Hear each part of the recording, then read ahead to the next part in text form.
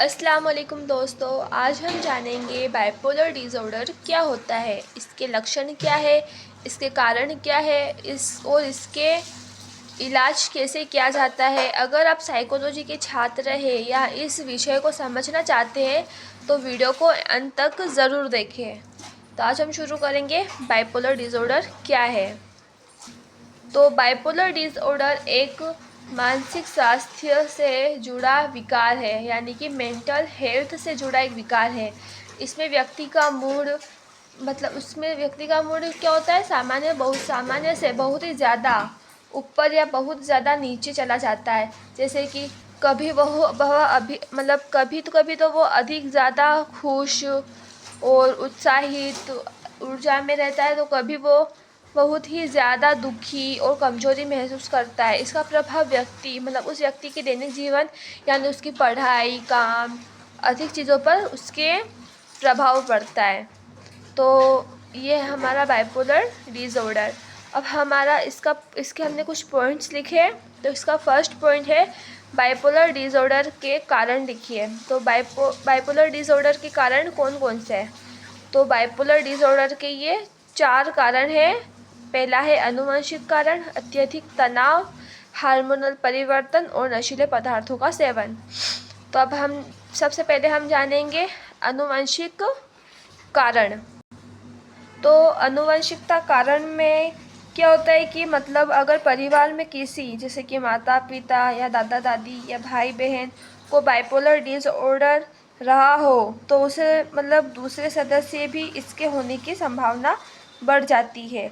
यह बीमारी परिवार से भी मिल सकती है। तो ये है आनुवंशिक कारण। और सेकंड पॉइंट है हमारा अत्यधिक तनाव, यानी कि जैसे कि हम समझेंगे कि जब कोई व्यक्ति बहुत ही ज़्यादा चिंता, दुख या डर या मानसिक दबाव में लंबे समय तक उसका दिमाग प्रभावित हो सकता है, तो इसे बाइपोलर डिसऑर्डर होने इसमें बाइपोलर डिसऑर्डर के लक्षण शुरू हो जाते हैं या बढ़ सकते हैं। तो ये है अत्यधिक तनाव।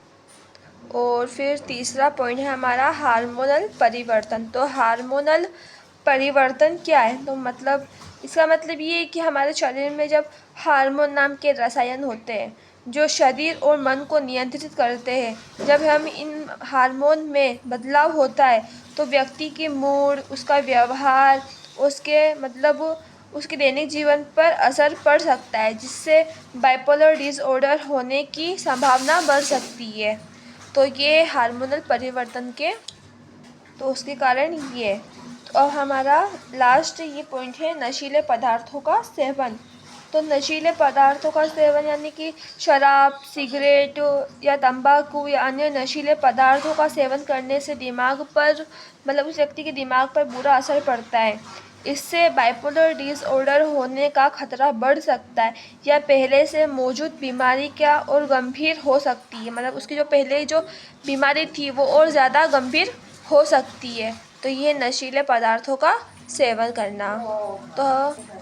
तो हम नेक्स्ट लेंगे ये बाइपोलर डिसऑर्डर के लक्षण, बाइपोलर डिसऑर्डर के कौन कौन से लक्षण हो सकते हैं।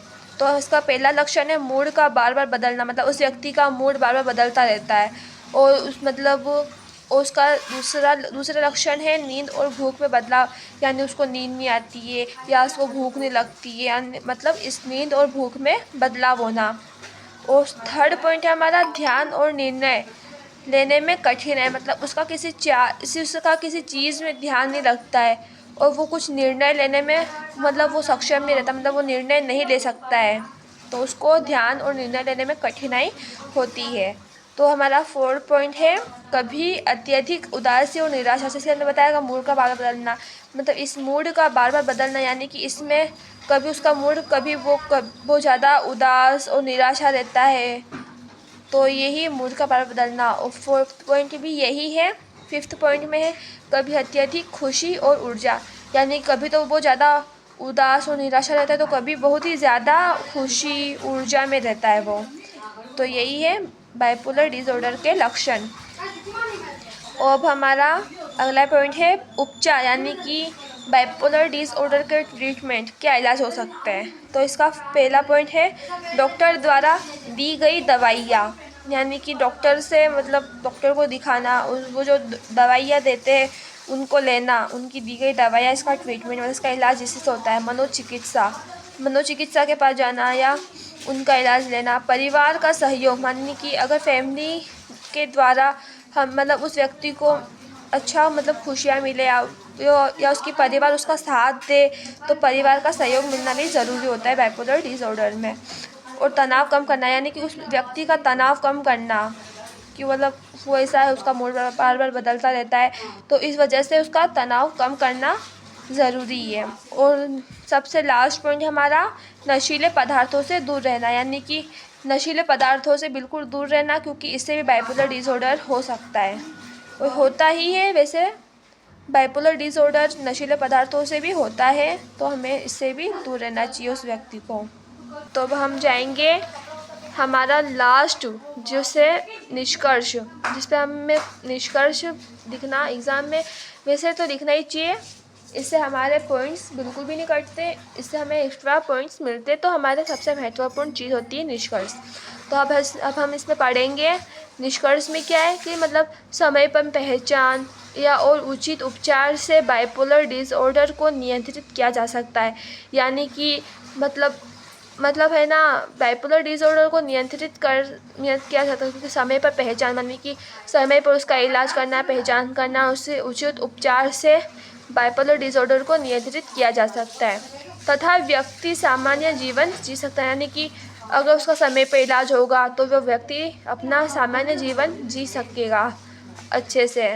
तो ये हमारा पूरा पॉइंट हो गया है बाइपोलर डिसऑर्डर। तो अब हम अगली वीडियो के लिए आप इंतज़ार करिए। हम अगली वीडियो को एक नए टॉपिक से शुरुआत करेंगे। अगर आपको ये टॉपिक समझ में आ गया हो तो हमारे चैनल को सब्सक्राइब करें, लाइक करें और ज़्यादा से ज़्यादा शेयर करें। Thank you.